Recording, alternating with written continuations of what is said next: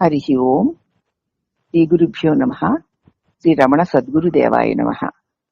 శ్రీ రమణ భాషణంలో ఈరోజు 1938 ఫిబ్రవరి 14వ తేదీ 460ది మద్రాసు యూనివర్సిటీలో ఫిలాసఫీ శాఖలో రీడర్ గారు శ్రీ ఎస్ సూర్యనారాయణ శాస్త్రి గారు రాత్రి వచ్చారు.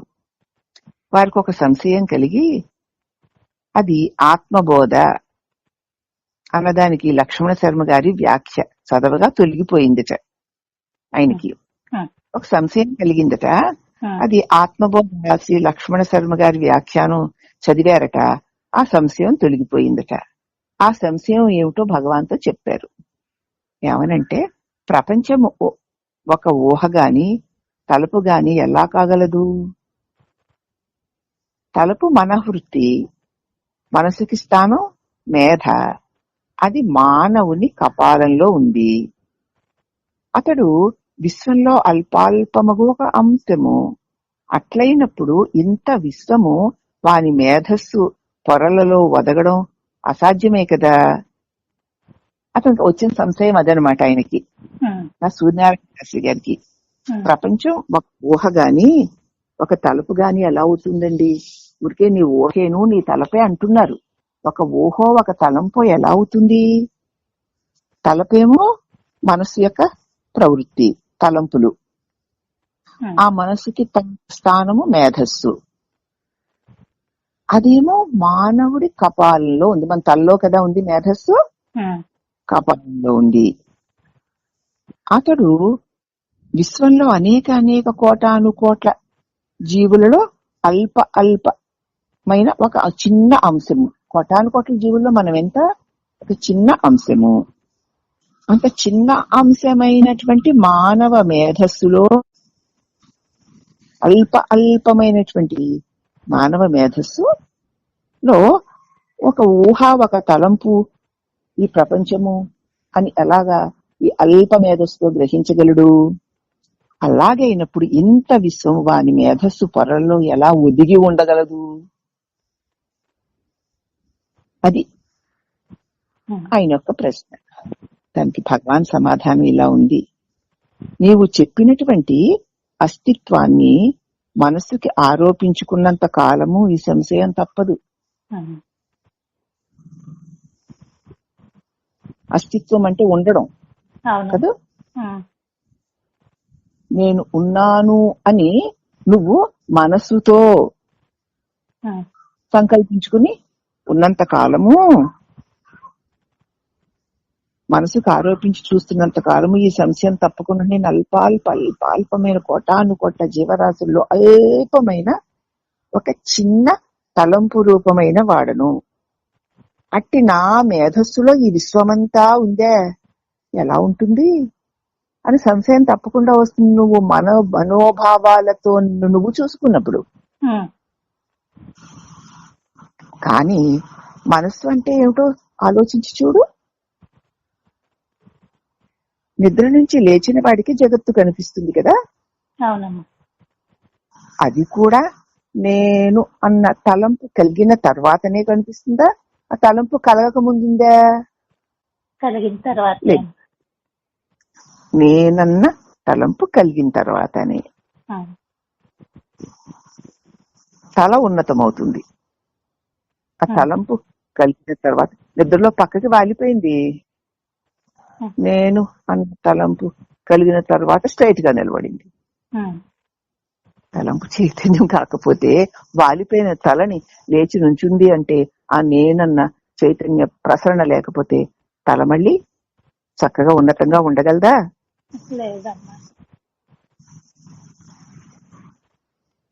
కాబట్టి మనస్సు ప్రవృత్తమైంది అన్నమాట. తల మళ్ళీ వాలిపోయిన తల నిలువుగా నిలిచింది అంటే మనస్సు మళ్ళీ ప్రవృత్తమైందన్నమాట. జగత్తు అంటే దిగంతరాళాలలో విరివిగా పరుచుకొని ఉన్న విషయాలు. జగత్ అంటే ఆకాశానికి పైన భూమికి కింద అంతటా విరివిగా విస్తారంగా పరుచుకొని ఉన్న విషయాలు. ఎక్కడ చూసినా ఈ భూమి యొక్క అంతరాల్లోకి వెళ్ళినా, అధోలోకాల్లోకి వెళ్ళినా, ఊర్ధ్వలోకాల్లోకి వెళ్ళినా, ఎక్కడికి వెళ్ళినా విషయాలతోటే ఉంటుంది జగత్తు.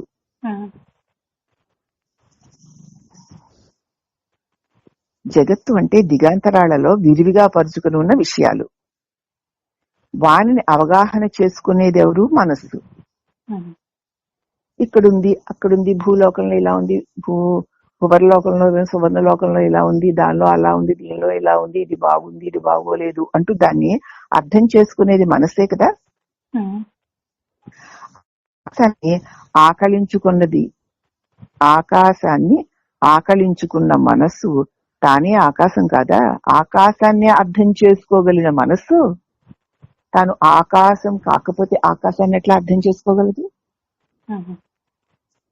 ఈ వ్యాపించి వ్యాపించి వ్యాపించి వ్యాపించి ఉన్న ఈ ఆకాశాన్నంతా గ్రహించగలుగుతున్న మనసు తాను ఆకాశం కాకపోతే ఆకాశాన్ని ఎట్లా గ్రహించగలదు?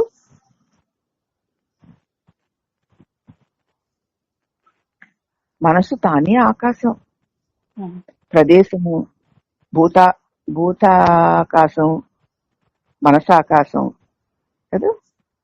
భూతాకాశం ఇప్పుడు ఇక్కడ ఈ పంచభూతాత్మకైన ఈ స్థూలమైన జగత్తులో అంతా నిండి ఉన్నది ఆకాశమే. ఈ సమస్త నామరూపాల నిండా, నామరూపాలతో పాటు వాటి నిండా వ్యాపించున్న ఆకాశాన్ని కూడా గ్రహిస్తున్నది మనస్సే. మనస్సు మరి నామరూపాల నిండాను ఆకాశం నిండాను వ్యాపించి ఉండకపోతే దాన్ని ఎట్లా ఆకలింపు చేసుకోగలదు? ప్రదేశం అంటే భూతాకాశం, అది మనస్సు. భూతాకాశం అంతా మనస్సు కాబట్టి మానసాకాశం అంటారు. ఈ బయట కనిపిస్తుందేమో భూతాకాశము, దీని నిండా కూడా మనసే వ్యాపించి ఉంది, ఆకాశం వ్యాపించి ఉంది. అలాగే లోపల మానసాకాశం, తలంపుల రూపమైన భావాల నిండా మళ్ళీ ఎలా ఉంది మానసాకాశం, అదే చిత్తాకాశం అంటారు. ఆ చిత్తాకాశము చిదాకాశంలో అంశము. ఆ చిత్తాకాశము నిండా కూడా చిదాకాశమే ప్రకాశిస్తోంది. దానిలోనే అనేక అనేక తలంపుల రూపమైన చిత్తము దానిలోనే ఉంది. లేకపోతే అది ప్రకాశించలేదు కదా. ఈ రీతిగా మనస్సు ఆకాశతత్వము, మనస్సు అంటే ఆకాశతత్వము వ్యాపించి వ్యాపించి వ్యాపించి వ్యాపించి ఉండగలదు. ఈ స్థూల ప్రపంచం ముందు స్థూల నామరూపముల నిండా ఆకాశం ఎట్లాగా వ్యాపించి ఉందో అలా వ్యాపించి ఉన్న ఆకాశమును కూడా ఏది గ్రహించగలుగుతోందో అదే మనస్సు.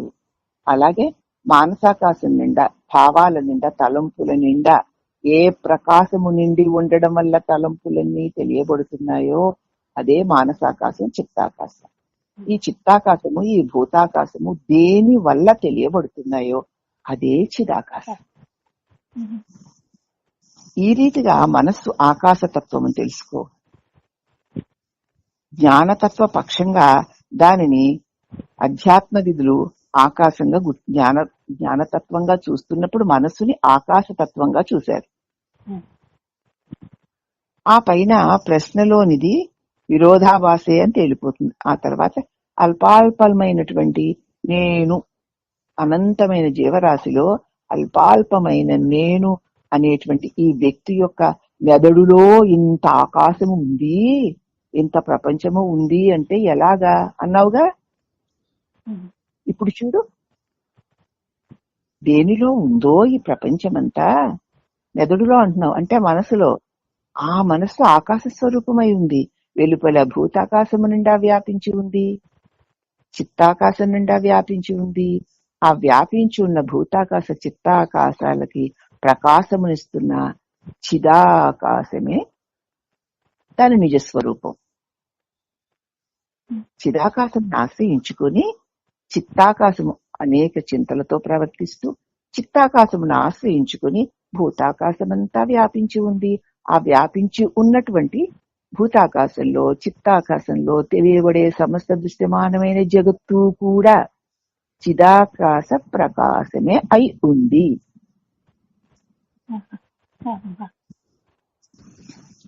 కాబట్టి శుద్ధ మనస్సు ఆకాశతత్వమై ఉంది. రజస్తమో దశల్లో అది స్థూల విషయాదులుగా వర్ధిల్లుతూ ఉంటుంది. శుద్ధ మనస్సే ఆకాశం. దానిలో రజోగుణము తమోగుణము కలిస్తే స్థూల జగత్తు, రజోగుణము కలిస్తే సూక్ష్మ జగత్తు. అది స్థూల విషయాదులుగా వర్తిల్లుతోంది. ఈ విధంగా సర్వ విశ్వము మనోకల్పితమే. ఈ మనస్సు చిదాకాశ స్వరూపములోని చిన్న రశ్మి కిరణం. దానిలోనే సర్వ ప్రపంచాలు, సర్వలోకాలు కూడా ఆ మనస్సు అనేటువంటి చిత్తములోనే నిక్షిప్తమై ఉన్నాయి. కళ్ళు కనేవాడిని చూడు, నిద్రలోని తన్నేది కలిగింపరాదని వాడు గదిలో తలుపులు వేసుకుని పడుకుంటాడు. కళ్ళు కనేవాడు నేను హాయిగా నిద్రపోవాలని నన్ను ఎవ్వరు డిస్టర్బ్ చేయకూడదు అని తలుపులన్నీ వేసుకొని నిద్రపోతాడు. దేన్ని చూడకుండా కళ్ళు మూసుకొని ముసుగు కప్పుకొని నిద్రపోతాడు. కానీ కలలో విశాల ప్రదేశాలు, వివిధ జనాలు, వారి బ్రతుకులు, తనతో పాటు ఇతరుల యొక్క పయనాలు అన్ని వాడికి గోచరిస్తూ ఉంటాయి. అక్కడ బాహ్యమైన స్థూల ప్రపంచము లేదు, దాన్ని చూసే నేత్రాలు లేవు. కళ్ళు మూసేసుకున్నావుగా. కానీ అతడి లోపల కలలో విశాలమైన అనేక ప్రదేశాలను చూస్తాడు, వివిధ జనాలను చూస్తాడు, వాడి బ్రతుకుల్ని చూస్తాడు, తనతో పాటు వారితో కలిసి ప్రయాణాలను చూస్తాడు. అన్ని వాడికి కనిపిస్తూ ఉంటాయి.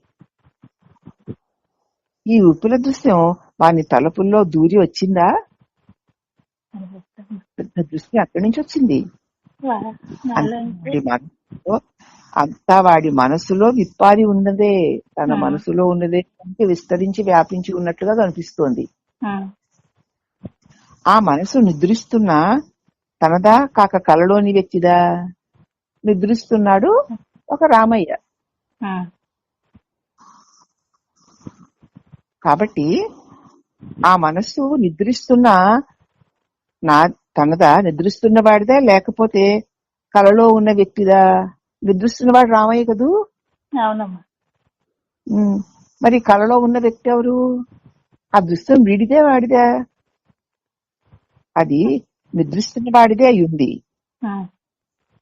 దాని చిన్ని పొరలలో అంత విస్తృత అవకాశం ఎలా ఇమిడి ఉంది?